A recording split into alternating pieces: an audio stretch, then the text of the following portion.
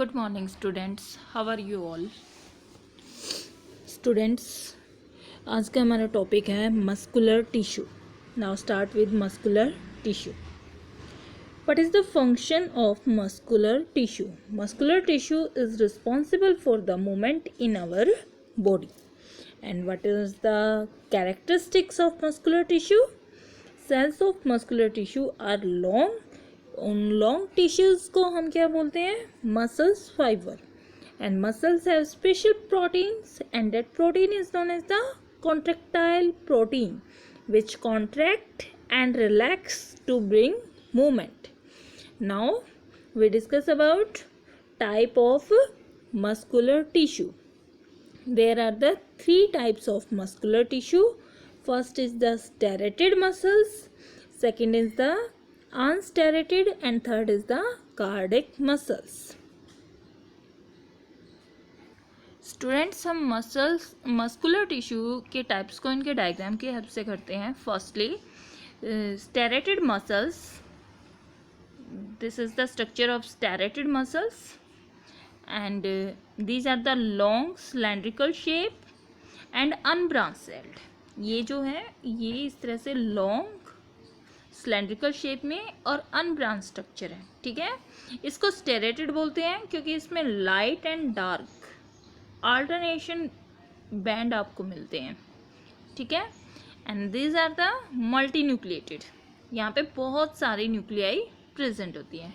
And fibre arrange in the form of bundle and with dark and light band. ठीक है, इसलिए इसका नाम striated मसल्स भी कहा जाता है.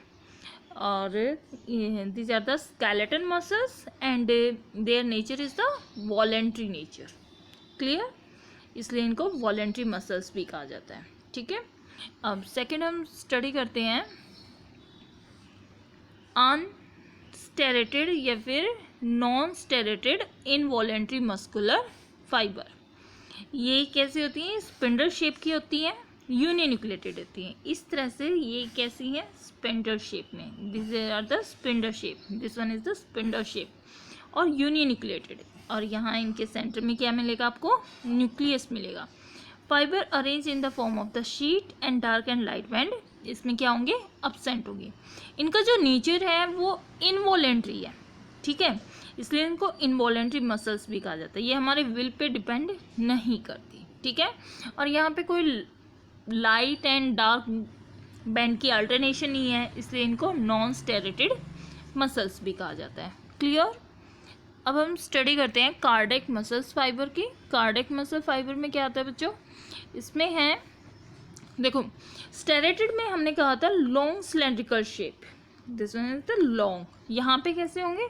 शॉर्ट होंगे बट सिलेंड्रिकल शेप में होंगे, साथ में ब्रांच होंगे बट यूनिन्यूक्लिएटेड. ठीक है, fibre arrange in the form of the network फेंट डार्क एंड लाइट बैंड भी यहाँ पे मिलेंगे. और कार्डियक मसल्स जो है उसका मेन जो फंक्शन है वो क्या है? रिथमेटिक कॉन्ट्रैक्शन करना, रिलैक्सेशन करना. ठीक है, ब्लड का पंप आउट करना. और ये कार्डियक मसल्स आपको कहाँ पे मिलती हैं?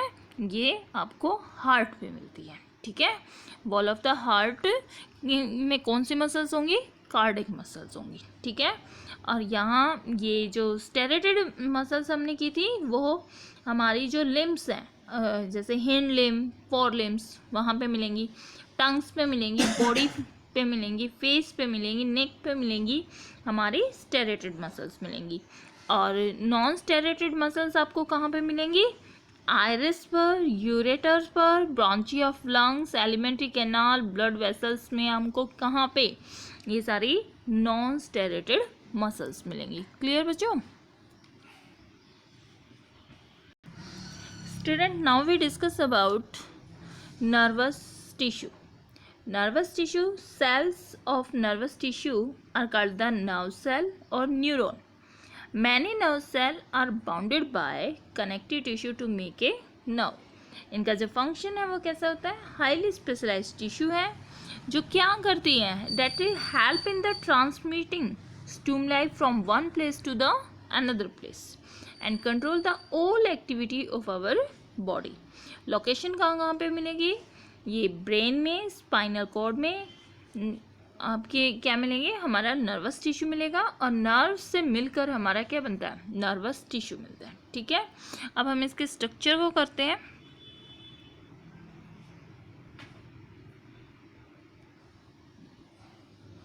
This is the structure of nervous tissue. Nervous tissue में बच्चों 3 पार्ट्स होते हैं। First is the साइटोन। ठीक है, साइटोन में इन्होंने क्या कहा है, एक स्टार शेप की बॉडी है जिसको साइटोन कहा गया है। इसके पास क्या है, सेंटर में न्यूक्लियस और न्यूक्लियस के साथ क्या है, साइटोप्लाज्म फिलेंट। ठीक है, फिर इन्होंने कहा कि एक सिंगल लॉन्ग पार्ट है, this one is the single long part is known as the axon. Axon क्या करेगा, देखो ये डेंड्राइट्स पार्ट है, यहाँ साइटोप्लाज्म और ये जो साइटोन है यहाँ पे ये डेंड्राइट्स पार्ट है, this one is the dendrites. ये सिग्नल को रिसीव करने का काम करती है। ठीक है, और ये सिग्नल रिसीव करके पासेस कहाँ से कर रही है, एक्सोन के थ्रू ये पासेस कर रही है। ठीक है, लास्ट में हम इनको बोलते हैं नर्व एंडिंग। ये शॉर्ट ब्रांच पार्ट डेंड्राइट्स जो नेक्स्ट डेंड्राइट्स को क्या कर रहे हैं, मैसेज पास कर रहे हैं, ये नर्व एंडिंग है। ठीक है, ये था हमारा क्या, नर्वस टिश्यू का स्ट्रक्चर। ठीक है, ये डायग्राम ड्रॉ करने हैं आपने मस्कुलर टिश्यू के भी और नर्वस टिश्यू के। स्टूडेंट, अब लास्ट में हम स्टडी करते हैं कनेक्टिव टिश्यू के। कनेक्टिव टिश्यू क्या होता है, कनेक्ट, इसके नाम से इंडिकेट हो रहा है कि connect various tissue together in any organ, most abundant among all animal tissue में, मतलब सबसे ज़्यादा जो टिश्यू मिलता है वो कौन सा है, कनेक्टिव टिश्यू। ठीक है, जैसे हमारी बॉडी में ब्लड है, ब्लड पूरी बॉडी को कनेक्ट करे हुए है। ठीक है, जैसे इसके जो फंक्शन है वो क्या है, बाइंडिंग है, स्पॉटिंग है, packaging of organ of the body. ठीक है, अब इसमें देखो ब्लड का फर्स्ट हम स्टडी करते हैं ब्लड की। ठीक है, ब्लड क्या है, ब्लड कनेक्ट करता है ऑल टिश्यू एंड ऑर्गन को। ठीक है, एक ये फ्लूइड मैट्रिक्स है जिसमें प्लाज्मा भी होती है, प्लाज्मा के पास बहुत सारे प्रोटीन, सॉल्ट और हार्मोन्स मिलते हैं। ठीक है, और उनके अंदर RBC, red blood cell, WBC, white blood cell and platelets. ठीक है, ये सारी की सारी सेल्स हमें कहाँ मिलती हैं, ब्लड्स के अंदर मिलती हैं। It transport gases, food, hormones and waste to the part of the body, ये इसका फंक्शन है। क्लियर, अब बात करें हम लिगामेंट्स एंड टेंडन की। लिगामेंट क्या होते हैं, देखो बच्चों, बोन्स टू बोन अगर हम कनेक्टिविटी दिखाते हैं तो हम बोलते हैं लिगामेंट। इसका नेचर कैसा होता है, इलास्टिक नेचर है, has strength and very less matrix. देखो लेस मैट्रिक्स मीन्स इसके बीच में स्पेस जो है वो कम है। ठीक है, और इलास्टिक नेचर का है। बोन्स हमारी स्ट्रॉन्ग होती है ना, तो स्ट्रॉन्ग होने के साथ साथ वो कैसी है, लेस मैट्रिक्स, उनके बीच में कोई गैप नहीं है। ठीक है, अब ये कह रहे हैं टेंडन, मसल्स टू बोन की connectivity, bones to muscles, muscle to bones connectivity is known as the tendon ligament. Tendon they are the less elastic fibrous tissue with great strength and more matrix, यहाँ पे matrix का amount ज़्यादा होता है। ठीक है, अब इन्होंने कहा कि एरोलर टिश्यू, एरोलर टिश्यू कौन सा होता है बच्चों,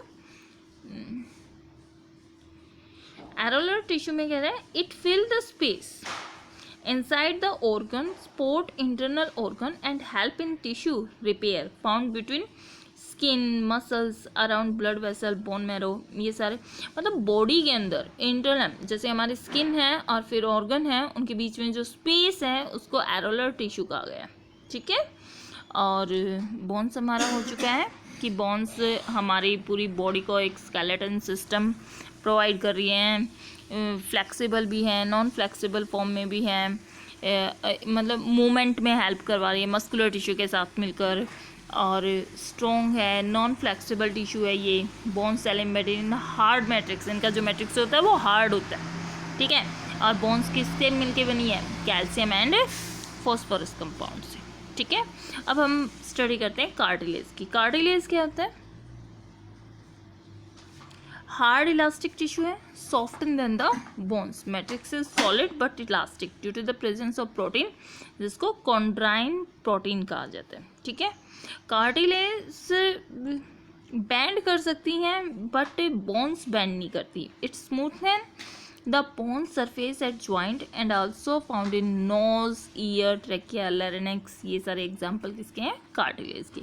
अब लास्ट बचा एडिपोज टिश्यू. एडिपोज टिश्यू का क्या फंक्शन होता है? ये भी सेम जैसे एरोलर था कि ये स्किन और इंटरनल ऑर्गन के बीच में जो स्पेस होता है वहाँ पे फैट को स्टोर कर लेते हैं, तो उसको एडिपोज टिश्यू बोलते हैं. ठीक है. Cells are filled with fat globules. एक तो फैट ग्लोब्यूल्स को जो स्टोर करने वाला पार्ट है उसको एडिपोज टिश्यू कहा जाता है. और ये it act like an insulator due to the presence of fat. ठीक है. ये मतलब फैटी है, फैटी इंसुलेटर की तरह काम करता है. ठीक है. अब बच्चों हमारा आज की वीडियो में कनेक्टिव टिश्यू भी हो गया, नर्वस टिश्यू भी हो गया एंड मस्कुलर टिश्यू भी हो गया. ठीक है. Now thank you and have a nice day, student.